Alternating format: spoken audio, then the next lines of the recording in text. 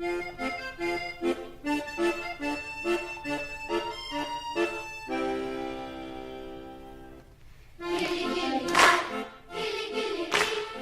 Antonen kili-kili.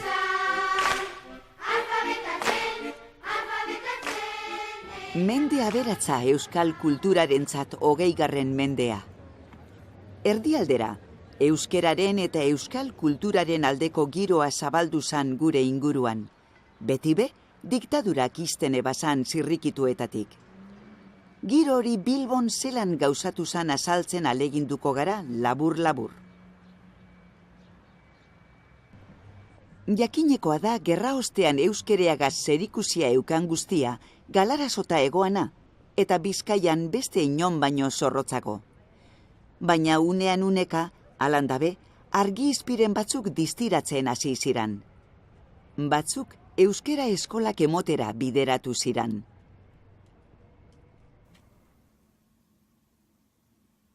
Nork ez dauka gogoan Xabier Peña eta haren euskal irakasbide laburra, helduei euskera irakasteko.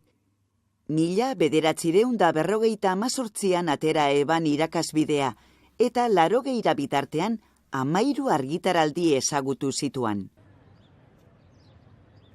Lehenengo ikastolak sortzen hasi ziran. San Nikolas parrokian 1957an Ernesan gero Lauro ikastola izango zana, eta San Anton parrokiaren babespean 78an gero Begoñazpi bihurtuko zana. Euskal kantuari, herri folkloreari eta mendizaletasunari loturiko taldeak be asko ugaritu ziran. Dantza taldeak, abesbatzak, menditaldeak, hainbat sortu ziran parrokien babespean batez be. Gazteakaz, mendira eta hor sortu zen, eta hau mendire eta dantza. Eske, hemen nolan izen da. Joaten ginen mendire dantzara, eta hori, beste dantzara bai, danok, ja. Eta hor sortu zen, eta klaro, bizinai San Antonen. Eta bizinai eukiban lokala, soloko etxen. Txinpartak taldeak, Euskaltzaindian eukan egoitza, Ribera kalean. Joan ginean, orduen baegoan txinparta dantza taldea. Koruko berak ziren. Txistulariak bai. Eta antzerkiak egiten gendu zan, baina geuk korukoak eta... Korukoak egiten genduan dana. Abestu, dantza egin, antzerkiak egin. Horrez ganera, 3 disko egine bezan herri kantuakaz. Pilpilean egoan euskal giroaren erakusgarri dira horrek. Bilboko euskalgune horretariko bat San Anton Eleizaren ingurukoa izan zan. Han, parroko egoan Don Claudio Gallastegiren gerizpean. Katekesiaren bueltan, hainbat ume ebiltzan kili-kili taldean ekintza askotan parte hartzen ebela. Osterak, eskaut taldea, udako urteerak. Horren ganera, beste erabateko kultura ekimenak be egiten ziran. Ezagunak dira batez be San Anton abesbatza, 1957an sortua, eta bizinai dantzataldea, 52koa. Biek be lokalbera erabilten eben, zinea izandako salon soloko etxe esaten jakon lekuan. 1976an kili-kili taldea umeen aizialdira zabaldu zan Izar Berri izenagaz, eta lokal handiagoetara aldatu zan. Lokal berean, euskera irakasteko gaueskolea jarri zan. San Anton parrokiaren eta Don Claudio Gallastegiren inguruan, katekesiaren arrimuan sortuak dira aurreko guztiak. Baita kili-kili be ikasi jolastu helburuaz umeek euskera ikasteko aldizkaria. Jose Antonio Retolasa izan zan horren buru. Retolasak euskerea eta euskaldantzak zituan berezko zaletasun, baina umeen mundura zuzendu ebazan bere aleginak. Bilbotarra izanik, euskera apurren bat jakinarren, arrazolan euskaldundu zan osorik, hango baserritar eta eskolumeekin hartu emon sakonean. Arrasolan abade egindako urteak euskeraren aldeko txinpartak izan ziran, gerora burutuko ebasan ekimen aberazgarri guztietarako. Handik Bilbora etorri orduan, Don Claudioren babesagaz, bete-betean ekin eutzan umeen artean euskerea zabaltzen. Aurrekariren bat aitatzeko, Nafarroan Felipe de Murietak kaputxinoak zuzenduriko umeen deia horri solteak gogoratuko ditugu. Umeak eurak ziran horri idazle, ipuinak eta barriak azaltzen. 1950 1976 arte irauneban ekimenarek. 1960an beste saio bat egin zan, Pampin ume aldizkaria. Hondarrabiko fraile kaputxinoek argitaratu eta zeruko argia argitalpenagaz batera banatzen zana. Kilikili, 1966an sortu zan, katekesirako horri solte modura, izen bereko mutikoa protagonista dauela. Hasieratik hartu eban izen hori.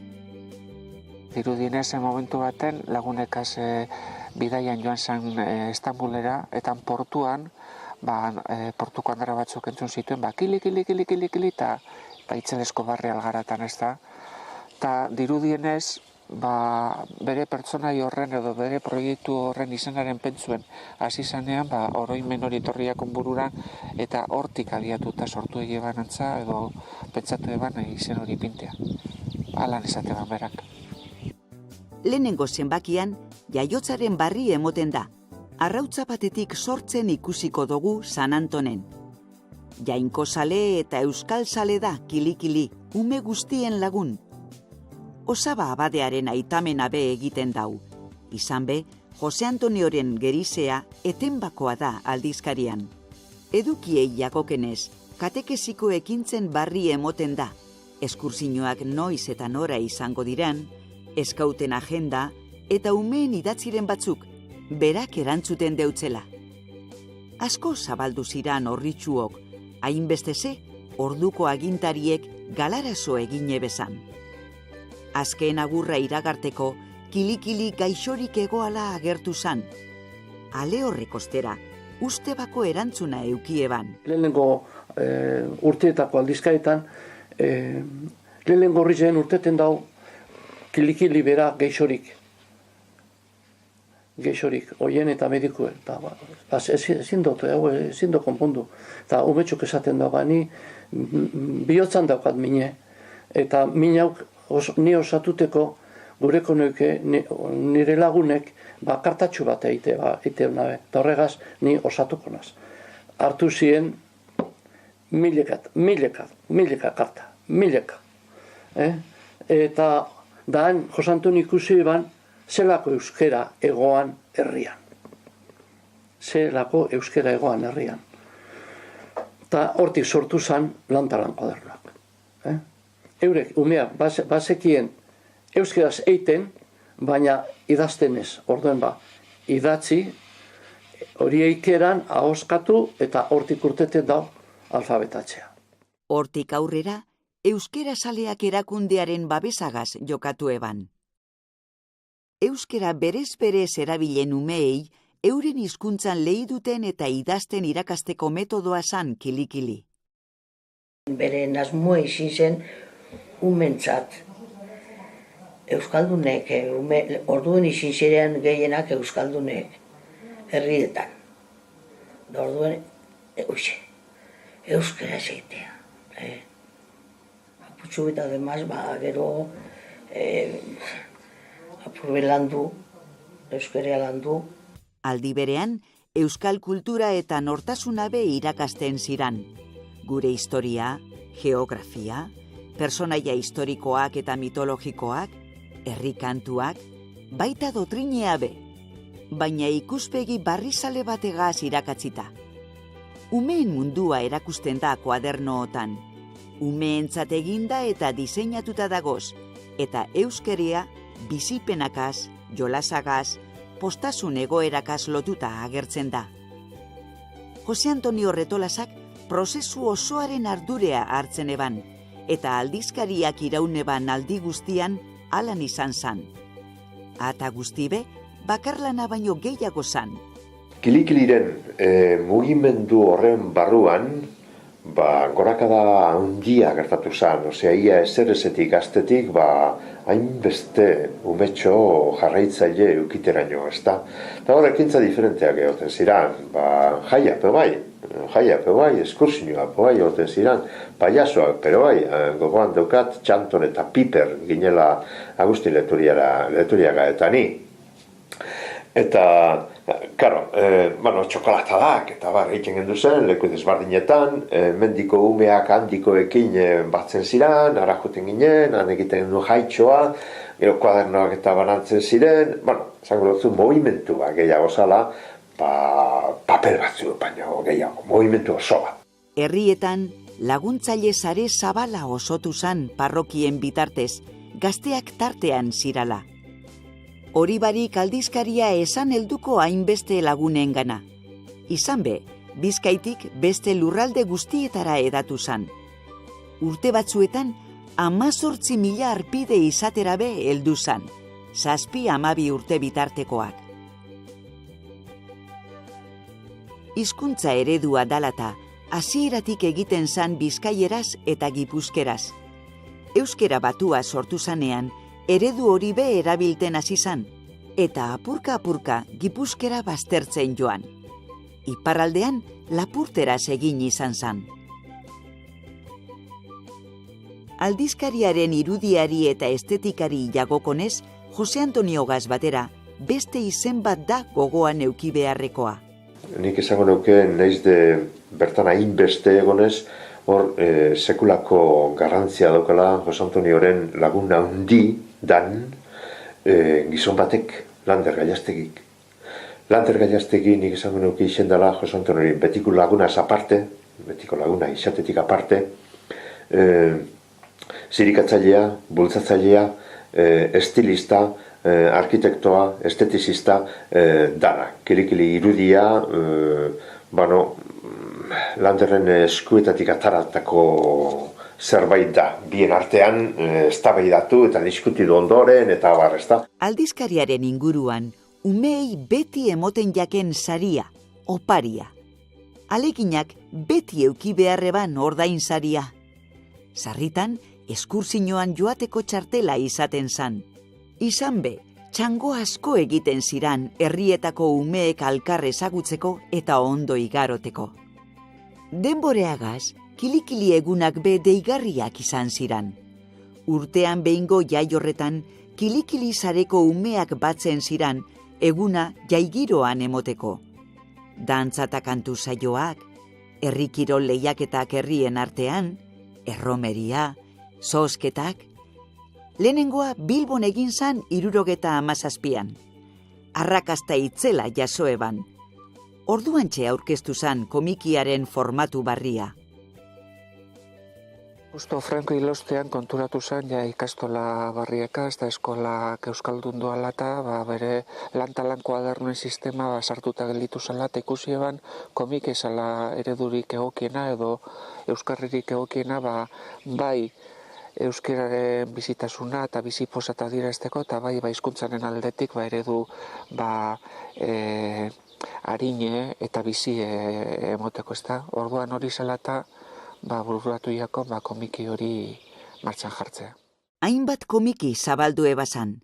Mortadelo eta Filemon, Zipi eta Zape, Pantera Gorrizka, Errobin eta Sheriff, baina bat eban esanguratzuena. Ordurako osan ja Asterizen itzulpen batzuk edo liburuzka batzuk, baina berak hasieratik ikusi eban arratzetariko moduan Asterizen kontu hori, ezta. Batetik herri txiki baten gora berak, kanpotik etorritako romatarren kontrako borroka hori, eta ageri-ageriko esan berehala txertatu ebala gai hori Euskal Herriaren egoeragaz eta apur bat gure kulturaren eta gure politikaren eta lako gora beren gaiagaz hor ustartu egin ebala, ez da. 1980 inguruan hasita, Kili irratia gehitu zan ekintzetara. Bilbo herri irratian FM bidez egiten zan eguzkiren ardurapean, eta Arrate irratian Bernardo Ibarra eta Carlos Olabarriagaren eskutik. Asteroko saioa zan, umeek parte hartzekoa, edo estudioan bertan egozala, edo kanpoan nonon batzen zirala. Kilikilitarrek euren kantua be eukieben, hitzak Jesus eguzkiza eguzkik eta doinua Zorion egile horrek sortuta. Taldearen ikur bihurtu eta Euskal Herriko bazter guztietan ezagun egin zan.